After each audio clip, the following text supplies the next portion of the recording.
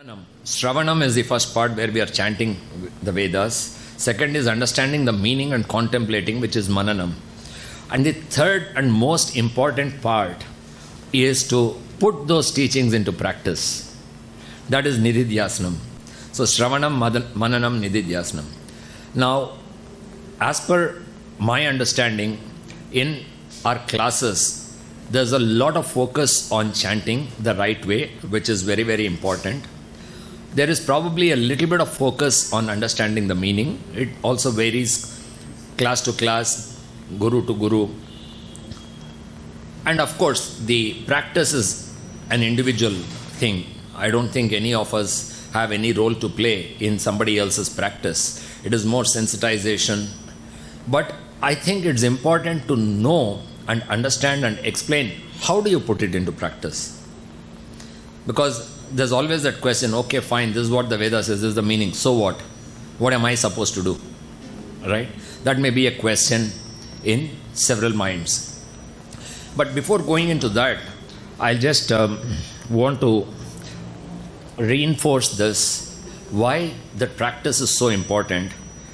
And I'm reading out from a discourse of Swami on 27 September 1968. When Sri Rama decided to end his avatar career and walked into the flooded Saryu river, a dog too followed the concourse.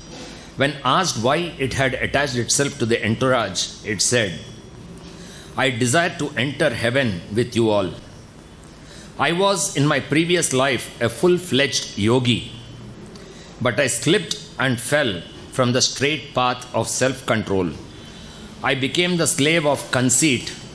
I expounded the Vedas as my fancy dictated, in strange but attractive ways. So I have now become this animal that takes delight in barking, biting, and baying.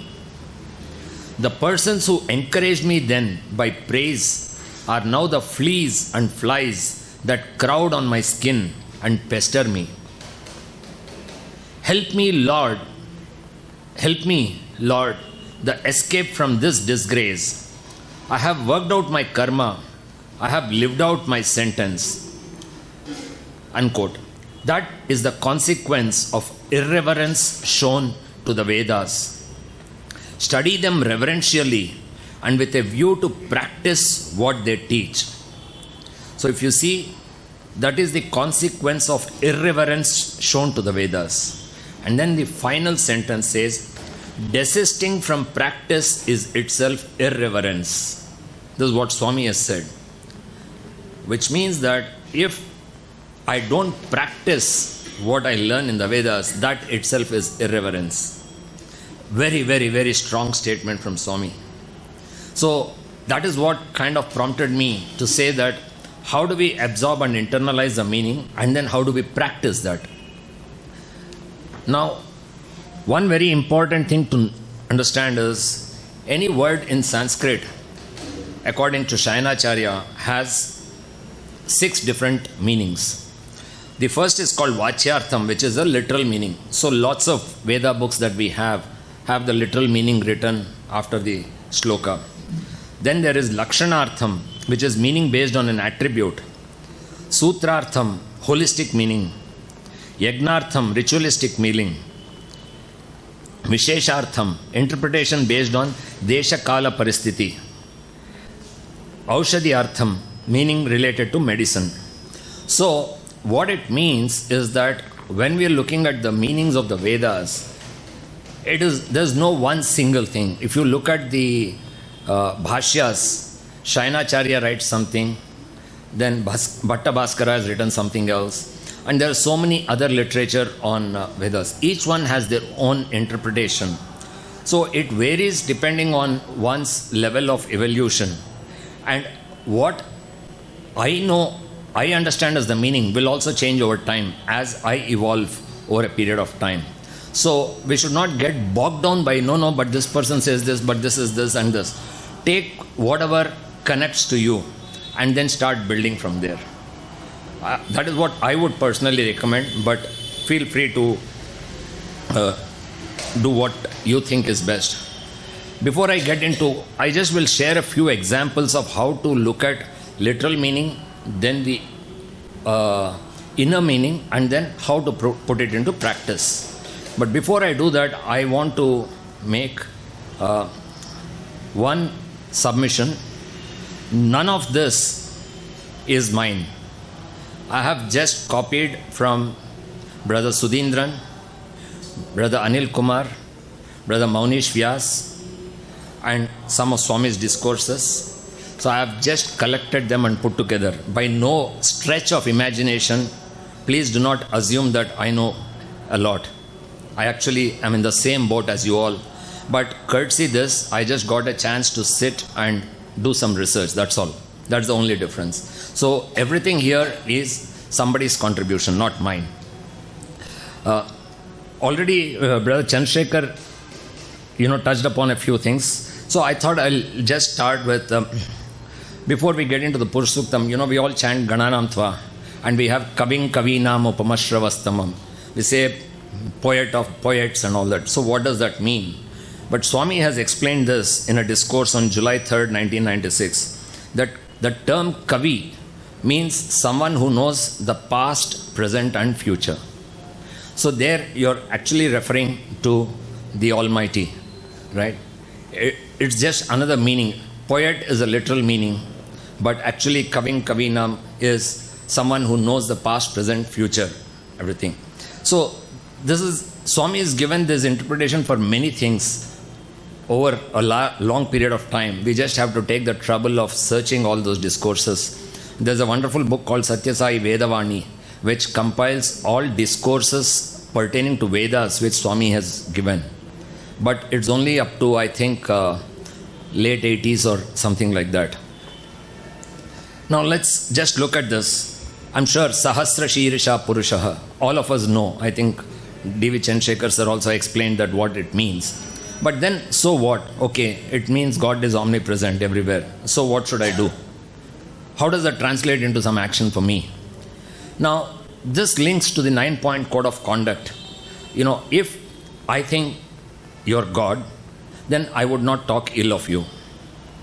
I would talk very sweetly to you, softly. If Swami were standing here and we have to converse with Swami, how would we talk? We wouldn't shout, right? We would talk very softly. So, what this means is it converts into 2 points in the 9-point code of conduct. One which says talk softly. 2 is don't talk ill of others behind their backs, especially behind their backs, it says.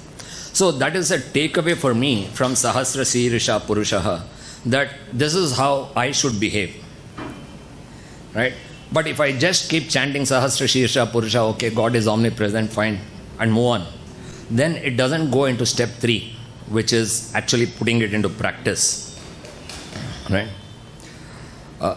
Then we just take the next one. Saptasyasan paridayah trisapta samidah krita deva yadyajñan tanvana, right? So here what Bhattabhaskara says is that the pranas of Prajapati are called devas here. Deva yadyajñam tanvana. Now in this, the Prajapati is bound as an animal for sacrifice. That's what it says. And now a lot of places we have this ritual of animal sacrifice. Now Swami has clearly said what this means is not to sacrifice animal, but to sacrifice the animal qualities in each of us. Now here very clearly there's an action item for me, right? What I should do based on this. So my animal qualities which are there in me, I should start getting rid of them one by one. So I take that as an action from this. Then if I just go into the next one, what is it?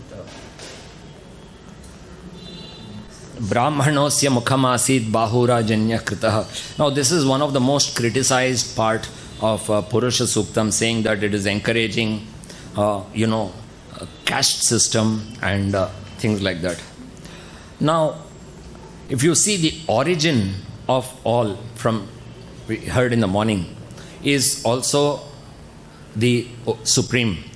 In Taittiriya Upanishad, it starts Akashat Vayuhu Vayor Agnihi Agni. So from the Supreme Lord came Akasha, and from there came one by one everything. That means the source of all of us is same, right? So how everything if everything has to work together smoothly, all of us need to work together. It's the same thing here, that if the world has to work smoothly, then all kinds of people have to come together. So it's actually unifying the world rather than dividing the world. As far as Purush Suktam is concerned, so you can even call it a unity Suktam if you want to.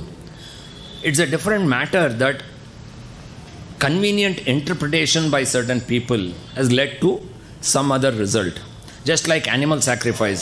Since I am not able to sacrifice my animal qualities, I take the easier path and say, no, it means sacrificing animal. I bring a goat and sacrifice and say, okay, I'm done. Now, I have followed Purush Suktam. Right? It's very easy to do that, right?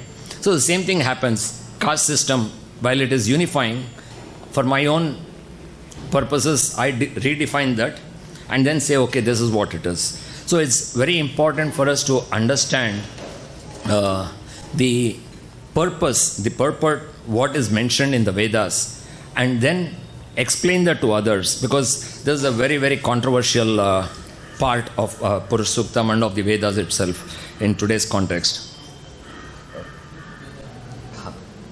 Then next is this Vedahametam Purusham Mahantam Adityavarnam Tamasaf Parastat. Now this is again a very interesting thing. There's a discourse on 26th April 1998 where Swami says, the ancient sages and Maharishis have experienced the bliss of the divine and gave us their wisdom, which they could achieve after penance without any break. They have said, Vedahametam Purusham Mahantam Adityavarnam Tamasaf Parastat. They have described what they actually experienced and addressed the humanity thus. We have seen God with the effulgence of 1,000 suns, beyond the darkness of ignorance. Now this is something which all of us understand as the literal meaning. But what Swami adds is, here tamas, which is laziness or inertia, represents body and mind. That is what tamas. Only if you go beyond the body and the mind can you experience the divine. He is the conscience. That is why I always advise you to follow the conscience. Body and mind are negative while Atma is positive. So here clearly an action item. What is it? Follow the conscience. So what Vedahametam Purusham Mahantam tells us is that we have to follow our conscience.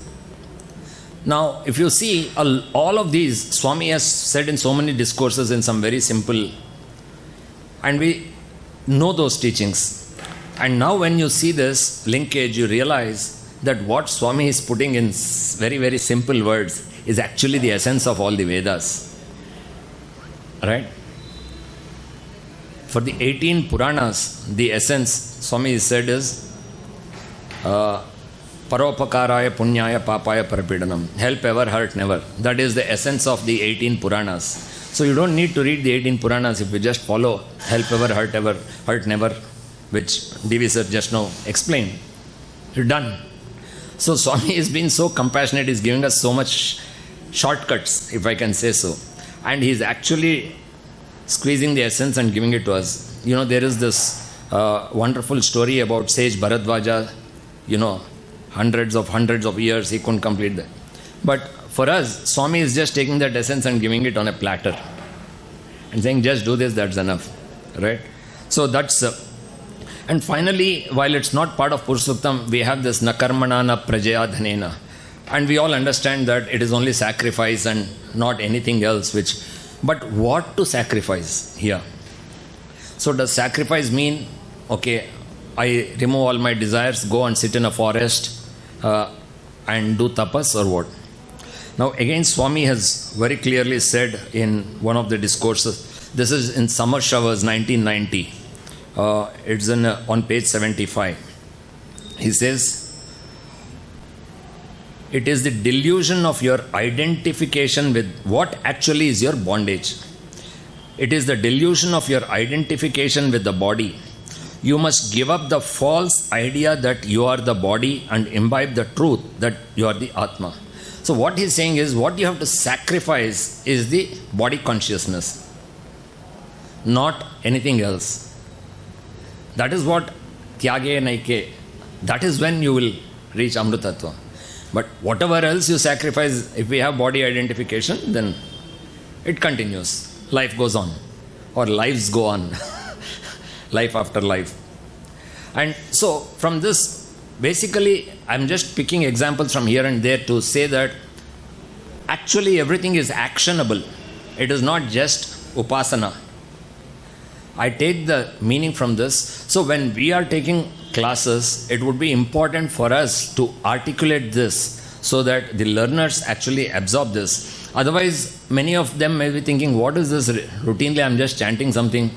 I don't even understand what it is. So even if I don't understand the whole meaning word by word, if I just know the gist, 2-3 things I take away as a learning, I think at least I'm happy that there's something I can take forward.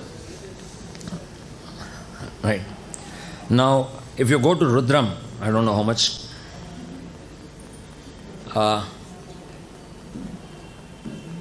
10 minutes? Okay. So I'll just pick a couple of examples from Rudram and then a couple of others and quickly end. Start with Manyu, anger. I think D.V. sir spoke about that. That God is never angry. Right? But here, one definition of that anger is, it is a reflected anger. That is a reflection of us. Right? So, what is the reflection? It is whatever I am, I see in the mirror. Right? So, if I have to cool Rudra, all I have to do is I have to cool down myself, because he is a reflection of me. So, the question of reflected anger, and we've seen Swami so many times, he's blasting one person, he turns aside and full smile. It is just not even a second, right? So here again, that anger is more to correct someone rather than anger. See, there's something called swabhava, by nature. So if you take sugar, its nature is to be sweet, right? Whatever you do, sugar will be sweet. Otherwise, it's not called sugar. Similarly, God's swabhava is prema. Whatever. So on top of that, it's like you take an apple and put some salt on it. It may look salty, but you wash away the salt, underneath the apple is still sweet. It's just that way. It's just a show. And that we need to understand and say that, okay, this is means I need to do something to remove that anger. And that's the takeaway for me from the word Manyu. Yamishum girishanta haste bibharshyastave. Now in that, what it's saying is, literal meaning, convert your weapons to Shubham and use them to protect the world and me, right? Which is basically you have a hand raised to punish. Now I'm saying, can you please convert it to a blessing? Right? What that essentially means for me is, how do I channelize my energies? Do I channelize in the wrong direction, which is hurting someone? Or so for me, the takeaway from that is, how do I channelize all my energies, time, effort, everything? And channelizing in the right direction means doing seva. That's a very nice way of channelizing all my time and energy. So that's the takeaway for me from that, if you look at it. Then there is okay,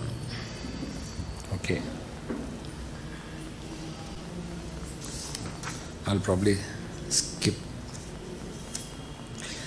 Now this is a very interesting thing. This, I think, if any of you heard Brother Sudhindran's talk, you would be knowing this. In Taittiriya Upanishad, in Brahmananda Valli, there is this whole concept of Ananda, which starts with Manushya Ananda, then goes right up to Brahmananda, right?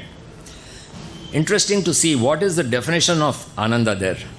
Now, 1 unit of human joy, if you say, is defined as the joy of someone who is young, energetic, very healthy, vibrant, and has at his disposal the whole resources in the world. Entire. That is one unit of joy. So achieving that itself, we don't know. But Brahmananda is that into 10 to the power 24 times. Now, is there any hope? Right? We may say there's no hope at all. But if you say after that, there is a, in between every Ananda, there's a line called Shrotriyasya cha kamahatasya. Now, Shrotriya means one who knows Shruti or the Vedas, who knows it and has understood it. Okay? Cha kamaha. Kama is desire. So, one who has less desires. Right? So, here what it means is one who knows the Shruti or the essence of the Vedas and applies it in daily life and keeps reducing their desires. Okay? Now, that Swami has converted and said, man minus desire is God. As simple as that. So now when we say, okay, this seems to be doable. Right? So which is why Swami is kind of converted that into this. Now, in this, my action item is, can I start reducing my desires? Swami has got the Ceiling on Desires program also. So when we read that in isolation, we say, okay, what is this here? This Ananda, that Ananda, okay, that is 10 times, 10 times. So what's in it for me? Maybe a question when we are chanting that. But what's in it for me is, I have to start reducing the desires, and the day those desires vanish, I will reach there. So simple solution, very simple, straightforward, right? No complications at all. So that's a very, very nice way of understanding this. Then if you see in there is in Shikshavalli, Aham vrikshasya reriva kirtif prishtam gireriva. So I will, Aham vrikshasya reriva means I am the one who stimulates the tree of this universe. Kirtif prishtam gireriva, my glory is higher than the highest mountain. Urdhva pavitra, I am upward and immortal. Dravinagam savarchasam, I contain all the wealth of this universe. Sumedha amrutokshitaha, I am filled with the wisdom of immortal knowledge. Iti Trishankor Vedanu Vachanam. This is what Trishanku said. You know, Swami stopped and said, when are you going to make this statement? So he says this statement is not for Trishanku, it is for each one of us. Right? And the day you realize and make this statement, that will be the final statement you will make, because after that you are in Brahmananda. You don't need to say anything. So again, here the action is now, this is something for me, not something for a third person. Now I have to take that meaning as it is meant for me. And that is what is very important. So I would say in a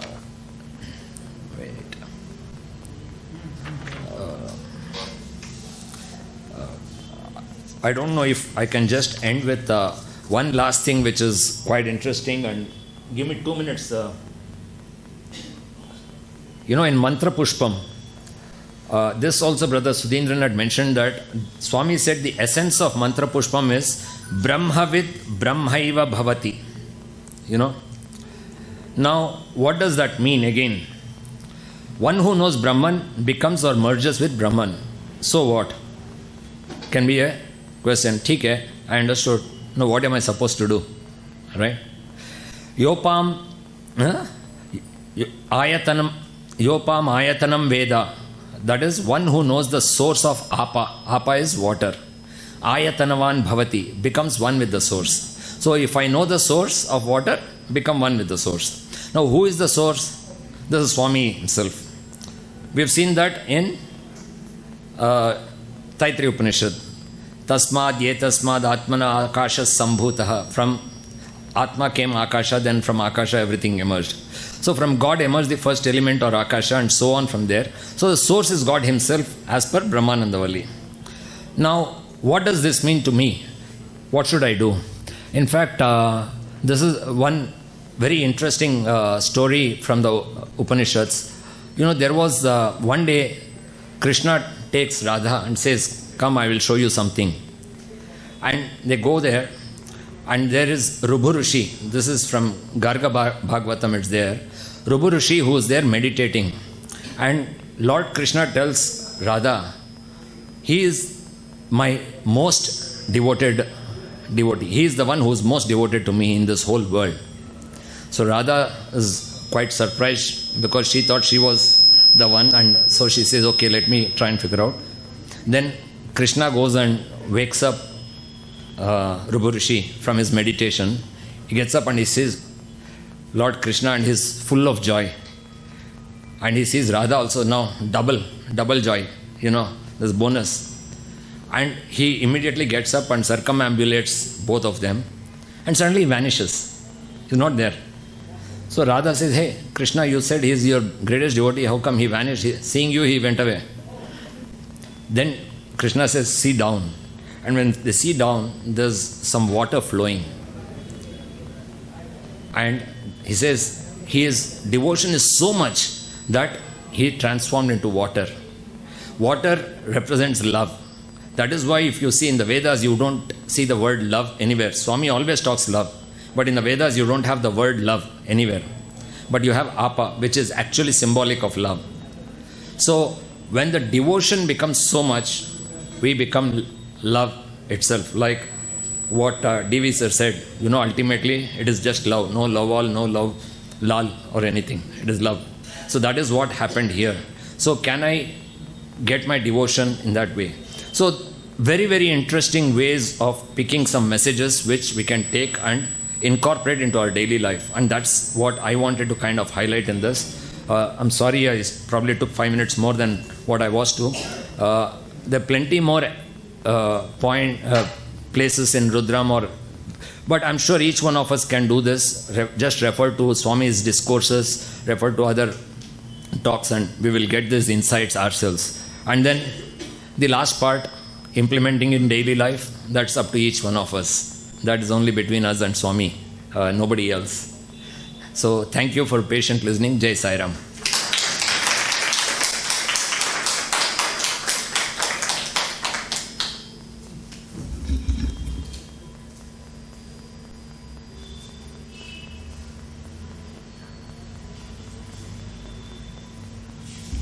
Sai Ram. Sai Ram to everybody. Sai Ram. The humble pranams at the lotus feet of Bhagawan. We had a wonderful session from Sai Chandrashekar sir on the importance of understanding the meaning. I'll mix both English and Kannada, so for the benefit of everybody. So, this session is mostly on, we have been doing assessments, we have been teaching in classes. So what are the most important aspects of Vedam chanting? That is what we do, that's the basis for our assessments. So it is the question paper. So the 6 aspects. And then we will have some tips on, how can you teach better. So I will request this to be after that when we get to this, a little bit of a noisy session. So that everybody speaks, and so we will have some small exercises. So what are, ಇವಾಗ ಎಲ್ಲರೂ trainers, so ನಿಮ್ಗೆಲ್ಲರಿಗೂ ಗೊತ್ತಿರುತ್ತೆ, you all would know typically what are the 6 aspects. Can anybody say what are the 6 aspects of chanting Vedam? Very nice. ಎಲ್ಲರಿಗೂ ಕೇಳಿಸ್ತಾ? Anybody else wants to say? Okay. Shikshavalli says, Shiksham vyakhyasyaamaha varnaswaraha matra balam sama santanaha. So 6 aspects: varna, swaraha, matra, balam, sama, santanaha. It will not take too much time because we have all learnt all this. This is just a quick refresher. Varna. What is varna? All the letters. So varnas are categorized as vowels and consonants. A, I, all those are vowels. Ka, kha, ga, gha, cha, cha, ja, ja, all that. So the kavarga, chavarga, tavarga, tavarga, pavarga, and then the ya, ra, la, va, sha, sha, saha. So then, so all these are your what? Varna. How we pronounce. Now the pronunciation part, we all have, one is our mother tongue, speaking our mother tongue, that is the Indian languages. And then the other language that we are mostly used to is English. So one difference between both these types of languages, English and Indian. English, it is supposed to be, I heard this from a professor, that you should not part your lips too much when you're speaking English, because it's a sophisticated language. If it is Indian language, your mouth should be in the shape of the letter. A, O, U. Now what happens is, one example, Om ಹೇಳ್ತೀವಿ. Om, mic ಹತ್ರ ಬರ್ತೀವಿ. Om ಹೋಗಿ Om ಆಯ್ತು. So it should be in the shape. O idre O. So have it in the shape of that. Then clarity will automatically come. So then if we I, U, R, A, I. So have it in that. We don't have to animate it so much, but we should know that it should be in the shape. Then in the shape of the letter. So then your varna is correct. Varna. Then is swara. Swara is what? The intonations. We all know the 4 intonations. Udatam, Anudatam, Swaritam and Dirgha Swaritam. So the 4 Varna Swaraha. All your Swara. Ghana, na, antva, ghana, patigam. So that is what are all the intonations that are there in the book. We have an underline. If there are no indications written, then it is Udatam. Then Swaritam is a single line. Dirgha Swaritam are 2 lines. Varna Swaraha. Then Matra. How much of Matra? How much of spacing you give? Hrasva, Dirgha. All that are the Matras. Matra. Then the one important thing is now on the Balam. Now if I chant Om Ganana Antva Ganapatigam Havamahe Kavin Kavina Mupamashravastamam. All correct. Balam is not there. Ganana Antva. Now what is Balam? Does it mean we say Gana? So we are not going for a fight. Oh Namo Bhagavate. You're not striking somebody. So kapalak ಹೊಡೆಯೋ ಆಗಿರಬಾರ್ದು ಅಂತ ಹೇಳ್ತಾ ಇದ್ರು ಯಾರೋ ಒಬ್ರು ಗುರುಗಳು. So it should not be so much into yourself that nobody hears. It should not be so much that you're going for war. So it should come from the navel region, from the nabhi. So that is your chanting, that is your full involvement. Full throated does not mean to say straining your throat. So balam has to be the correct amount of pressure. Then also the other aspect is on the alpa prana and the mahaprana. Very important to understand alpa prana, mahaprana. This one classic example from Vedam. Satyam vada. Vada. Da is a alpa prana. Vadha. Then gone. Simple ones we also say it in other workshops. Natha. Sai Natha. Natha is Lord. Nada. Sound. Nata. Bad smell. So pronunciation very important. So between Nata and Natha there is a difference. Now that is importance of your alpa prana, mahaprana. Now how do you chant the alpa prana, mahaprana is very important. Give you an example. Om Namo Bhagavate Rudraya. Okay. Mahaprana came. Bhagavate. ಆದರೆ ಏನಾಯಿತು, mic is becoming wet. ಅಷ್ಟು ಮಹಾಪ್ರಾಣ. So to understand how much of pressure should be there for mahaprana, we have to understand what is mahaprana. ಮಹಾಪ್ರಾಣ ಅಂದರೆ ಏನು, ಪ್ರಾಣ ಅಂದರೆ ಏನು, breath. What is that one letter which is equivalent to prana? Anybody? What is that letter in our Varnamala that is equivalent to a prana? Ha. Ha. Ya, ra, la, va, sha, sha, sa, ha. So this ha is a letter equivalent to a prana. So ivaga Bhagavate ಆದರೆ ಆಗಲ್ಲ, it should be Bhagavate. How do you say Bhagavate? ಬಾಗೆ ಒಂದು ಚಿಕ್ಕದು ಹಾ ಸೇರಿಸಿ, ಓಂ ನಮೋ ಭಗವತೆ, no pressure, we got mahaprana. With ಬಾ ವಿ ಆ್ಯಡೆಡ್ ಹಾ. ಹಾ is a prana. Prana is a breath. Letter for a breath is prana. ಓಂ ನಮೋ ಭಗವತೆ ರುದ್ರ ತತ್ Chayo. We don't have to say Chayo. That is not required. Tat Chayo Ravrani Mahe Gatui Yajnapate. Then all the other mantras. Remember that Ka, Kha, Ga, Gha. All I am doing is for Ga, I am adding one small Ha. Veda chanting should have power. But it does not mean you should scare people. ಹೆದರ್ಕೊಳ್ಳೋ ಹಾಗೆ ಇರಬಾರ್ದು, ನಮಗೆ strain ಆಗಬಾರ್ದು. ನಾವು 1 hour ಅಲ್ಲ, 4-5 hours we should be able to chant without feeling tired.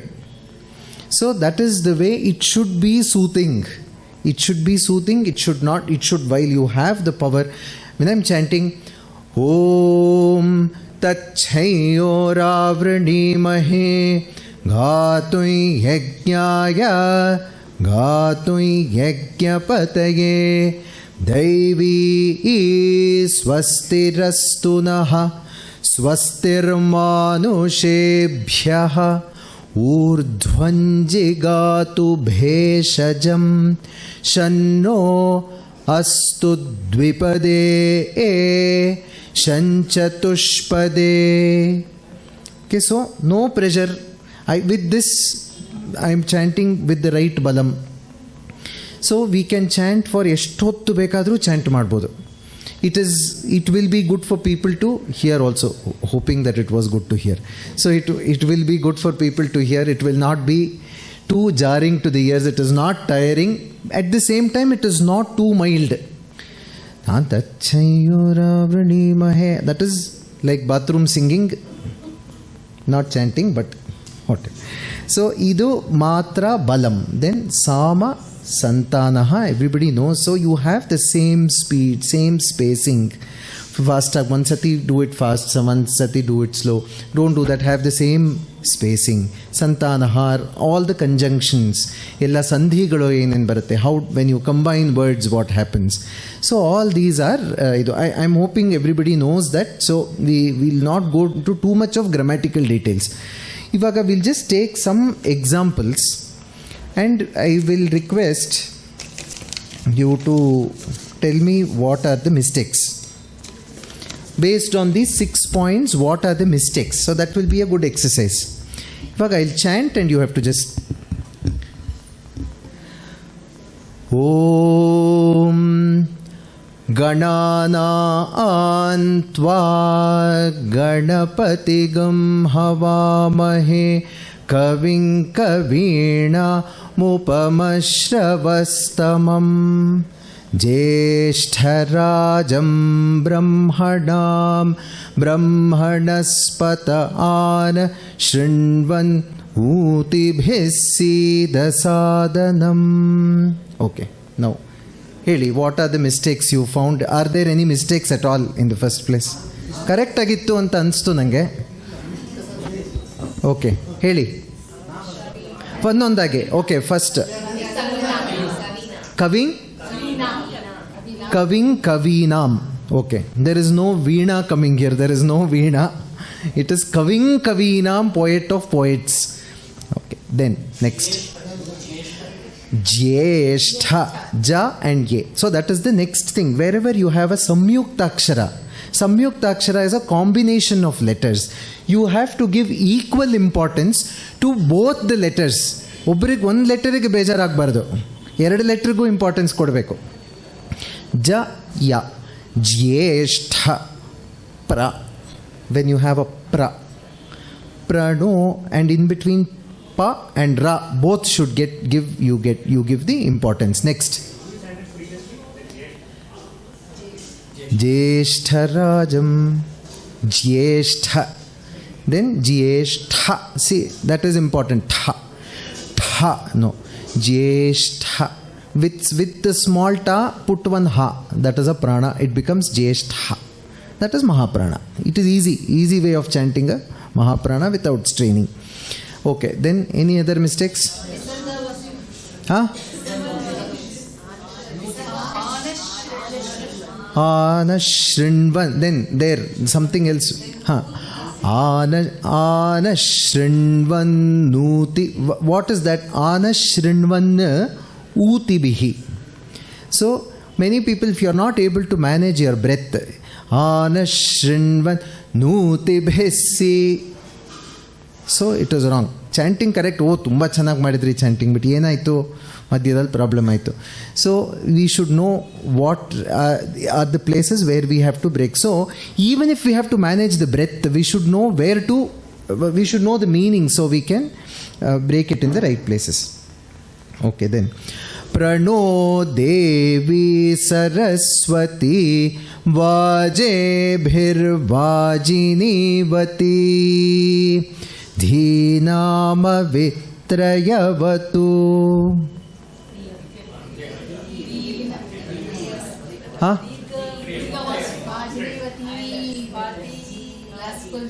Okay, correct.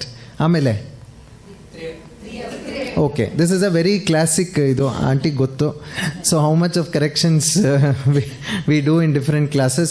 Dhinama Vitriyavatu. What is the right way? Eshtond janake class nalli ನಾವು ಹೇಳ್ಕೊಟ್ಟಾಗ ಬರಲ್ಲ. It is very difficult for people to understand how do you chant Vitriyavatu. So here in some places English is useful. So with Traya, Vitraya, wrong. Triya, Vitriya, wrong. Trya, Vitriya. Same thing.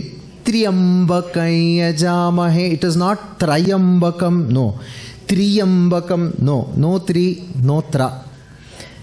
Triyambakaya Jamahe. Same thing. So the same way of okay.